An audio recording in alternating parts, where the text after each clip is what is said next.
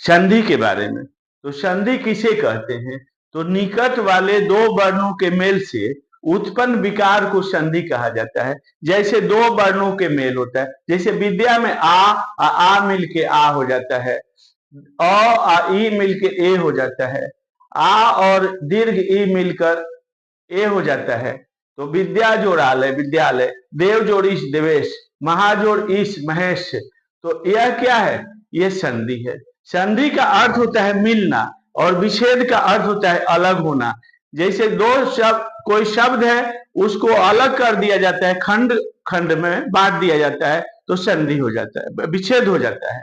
लेकिन जब अलग अलग दो वर्णों, जब दो शब्दों को एक साथ मिलाया जाता है तो संधि कहा जाता है। तो निकट वाले दो वर्णों के मेल से उत्पन्न विकार को संधि कहते हैं। और संधि तीन प्रकार के होते हैं: स्वर संधि, व्यंजन संधि, विसर्ग संधि।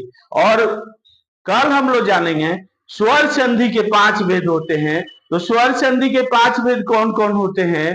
तो दीर्घ स्वर संधि, गुण स्वर संधि, वृद्धि स्वर संधि, यण स्वर संधि और अयादि स्वर संधि। 5 भेद कल जानेंगे। That's all.